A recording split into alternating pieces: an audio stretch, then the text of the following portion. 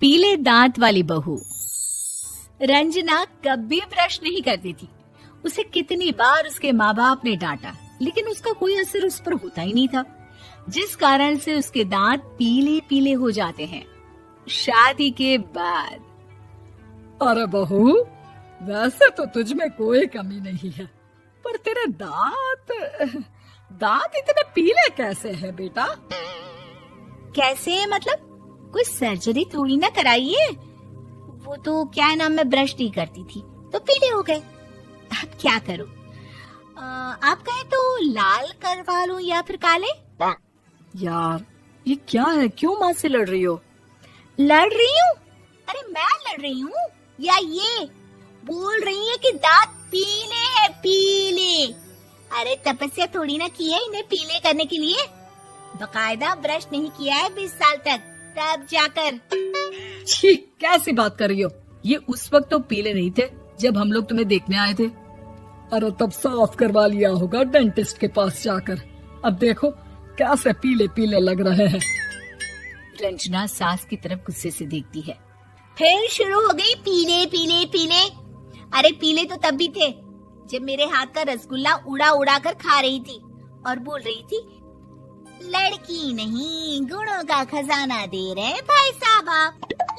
खैर, अब वो लोग करते भी तो क्या करते, पीले दांत वाली बहू पल्ले पड़ी थी तो झेलना तो था ही। एक दिन कीर्तन में रंजना गाना गा रही थी। अरे कमला बहन, माँ का द्वार है, यहाँ तो सब शुद्ध होकर आते हैं, फिर अपनी बहू को ब्रश भी नहीं करवाती तुम। दूर से पीले पीले दांत भक्ति में बाधा उत्पन्न कर रहे हैं। अरे कोई 2 साल की बच्ची थोड़ी ना लेकर आई हूँ मैं बहू बनाकर। अच्छी खासी लड़की है, अरे कैसे करवाऊं ब्रश? ये तो उसे खुद करना चाहिए ना। अब माँ बाप तो इसके जैसे तैसे निपटा दिए, ये नहीं सोचा कि सास कैसे संभालेगी। सास बहू को लेकर घर आ जाती है, लेकिन सोच लेती है कि अब इसे लेकर कहीं नहीं जाएगी। अगले रोज बहू कहती है, अरे क्या हो गया, मंदिर नहीं जाना क्या? कीर्तन का वक्त हो रहा है। मेरी मधुर वाणी से कान्हा जी जागते हैं और सोते हैं। आप तो जानती है ना उनकी भक्ति में कितना मन लगता है मेरा। वो क्या है ना, तबीयत ठीक नहीं लग रही है मेरी, आराम करूंगी मैं। तबीयत ठीक नहीं लग रही? अभी तो मिथुन के गाने पर नाच रही थी आप, और अब बोल रही है कि तबीयत ठीक नहीं लग रही। अरे भक्ति में मन लगा लो सासू माँ, ऊपर जाना है, क्या मुंह दिखाओगी आप? हाँ? सास को बहू की बात पर गुस्सा आ जाता है। मैं क्या मुंह दिखाऊंगी, इसकी चिंता तो ना कर, समझी? अपने मुंह की चिंता कर, जो ये पीले पीले दांत लेकर हर जगह पहुंच जाती है। पता है लोग कितना मजाक बनाते हैं। ना जी ना, मैं नहीं जाना कहीं तेरे साथ। तो ये बात है, कोई ना, मत जाओ, मैं अपने कमरे में ही बैठकर भक्ति कर लूंगी। ऊपर वाला दांत थोड़ी ना देखता है, मन देखता है, भावना देखता है। और अरे बस बस, तू सब कुछ दिखा, बस ये सफेद चमकदार दांत ना दिखाना किसी को, है? जा यहाँ से। बहू को सास की बात का कोई फर्क नहीं पड़ता, वो तो जैसी थी वैसी ही रह जाती है। सुबह नहाकर किचन में खाना बनाना, फिर खाना खाना, कीर्तन भजन करना और सो जाना। एक दिन, माँ जी मैं सहेली के घर जा रही हूँ, शाम को लेट आऊंगी। हाँ हाँ तो जाना, मैंने कौन सा तेरी आरती करनी है घर पर बैठकर। रंजना सहेली के घर जाती है, जहाँ वो पार्टी में जाने की तैयारी कर रही होती है। अरे शिखा, कहाँ जाने की तैयारी कर रही है? मैं गलत वक्त पर आ गई क्या? अरे नहीं यार, उल्टा सही वक्त पर आई है। मैंने ये साड़ी और ज्वेलरी निकाली है यार, शाम को इनके ऑफिस की एक पार्टी में जाना है। बताना कैसा लग रहा है ये सब? नहीं यार, इस ड्रेस के साथ तो वो वाली ज्वेलरी अच्छी लगेगी। हाँ हाँ सही बोल रही है, मैंने ध्यान ही नहीं दिया। वैसे तो हमेशा से मस्त फैशन सेंस रखती है। तो बड़ा जाती होगी ना पति के साथ पार्टी में। रंजना कुछ नहीं बोलती, बस सोचती है कि यार काश ये बात सही हो जाती, पर मैं क्यों नहीं जाती पार्टी में? क्या इन लोगों की कोई पार्टी होती नहीं होगी?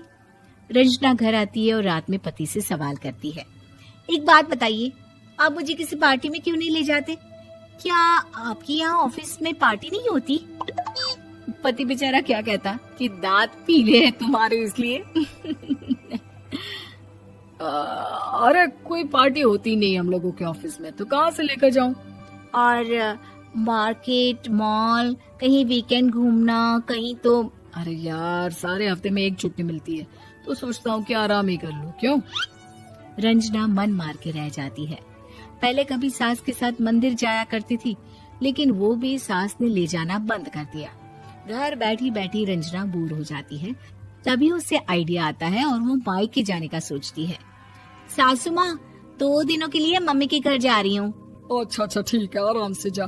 और हाँ, माँ से कुछ अच्छी आदत सीख कर आना कि कैसे शरीर के हर भाग की तरह दांतों की सफाई भी जरूरी होती है, समझी? शुरू हो गई ना आप। वो लोग आपकी तरह नहीं है कि छोटी छोटी बात का बतंगड़ बना दे। उन लोगों के लिए मैं मायने रखती हूँ, ना कि मेरे पीले पीले दांत।